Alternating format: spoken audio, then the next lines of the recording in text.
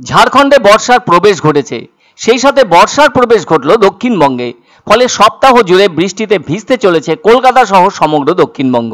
ওদিকে ঝাড়খণ্ডে বর্ষা এসে যাওয়ায় বাংলার ভেতরে থাকা জামশেদপুর শহরে তার প্রভাব লক্ষিত হচ্ছে। ফলে মঙ্গলবার সকাল থেকে আকাশ কালো মেঘে ঢেকে গিয়েছে এবং প্রবল বৃষ্টি হচ্ছে। আর এই বৃষ্টি জামশেদপুরের মানুষকে একদিকে স্বস্তি দিয়েছে, অন্যদিকে স্কুল ছুটির সাথে বাড়ির দিকে রওনা দিতে স্কুল পড়ুয়ারা বৃষ্টিতে ভিজতে শুরু করেছে। এদিকে জামশেদপুর শহরে বর্ষা শুরু হতেই তাপমাত্রা হঠাৎ করে 10 ডিগ্রি কমে গেছে। বলা যায় ঠান্ডা অনুভূত হচ্ছে। গ্রামবাসীরা এখন বৃষ্টিতে ধানের ফলনের আশা করছেন। আবহাওয়া দারুণ মনোরম হয়ে উঠেছে। তাছাড়া সমগ্র জামশেদপুরের মানুষ চরম গরম থেকে মুক্তি পেয়েছে। আবার ঘন মেঘের কারণে রাস্তায় রাস্তায় যানবাহনকে আলো জ্বালিয়ে চলতে হচ্ছে। এদিকে কৃষকদের মুখে চওড়া হাসিও ফুটেছে। ওখানকার মানুষের কথায় ঠিক সময়ে বর্ষার আগমন ঘটেছে ঝাড়খণ্ড জুড়ে।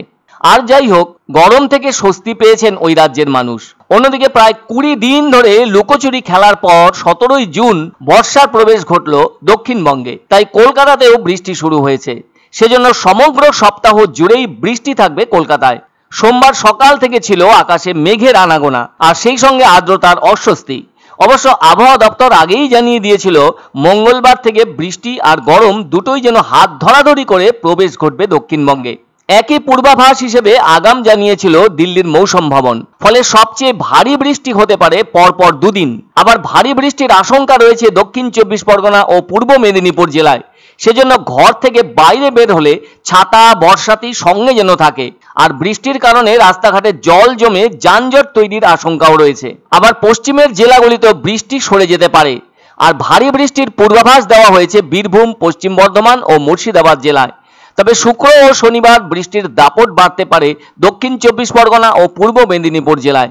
ওদিকে বৃষ্টি শুরু হলেও কলকাতার আর্দ্রতাজনিত অস্বস্তি পুরোপুরি কাটছে না। সেই নিরিখে সোমবার কলকাতার সর্বোচ্চ তাপমাত্রা ছিল 31.9 ডিগ্রি সেলসিয়াস এবং সর্বনিম্ন তাপমাত্রা ছিল 27.7 ডিগ্রি সেলসিয়াস। আর আপেক্ষিক আর্দ্রতার পরিমাণ ছিল 75 থেকে 91% মধ্যে। বর্ষা পুরো সক্রিয় হলে রাজ্যের তাপমাত্রা 3 থেকে 4 ডিগ্রি সেলসিয়াস কমতে পারে। দীর্ঘ বিরতির পর মৌসুমী বায়ু বর্তমানে এগোতে শুরু করেছে। ইতিমধ্যেই মুম্বাই থেকে বালুরঘাট পর্যন্ত বিস্তৃত রয়েছে মৌসুমী অক্ষরেখা। এর ফলে আগামী দিনে বাংলা, বিহার, ঝাড়খণ্ড ও গুজরাটেও বর্ষা জোরদার হবে। এছাড়াও সেই সঙ্গে রয়েছে বঙ্গোপসাগরের উত্তর পশ্চিম অংশে, মহারাষ্ট্রের কেন্দ্রে, অসম, রাজস্থান ও হিমাচল প্রদেশে সাইক্লোনিক সার্কুলেশন। এমনকি একটি টাফ লাইন মধ্যপ্রদেশ থেকে গঙ্গা পূর্বাঞ্চল হয়ে বাংলাদেশের ভেতর দিয়ে কলকাতার পাশ দিয়ে বিস্তৃত হয়েছে। তবে ঝাড়খণ্ডে তো বর্ষা জুন মাসের মাঝামাঝিতেই আসে, যা এবার এসে গেল। আর বাংলার ভেতর বর্ষার প্রবেশ ঘটেছে এদিন থেকেই।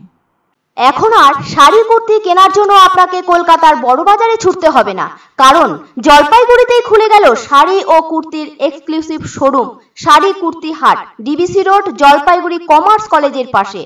আমাদের শোরুমে পাবেন কাঞ্জিবরম, ব্যাঙ্গালোর সিল্ক, ফ্যান্সি শাড়ি, রকমারি তাঁত এবং সিল্কের সম্ভার। আরও পাবেন বেনারসি ও লেহেঙ্গার বিপুল আয়োজন। শাড়ি কুর্তি হাট, ডিবিসি রোড, জলপাইগুড়ি কমার্স কলেজের পাশে।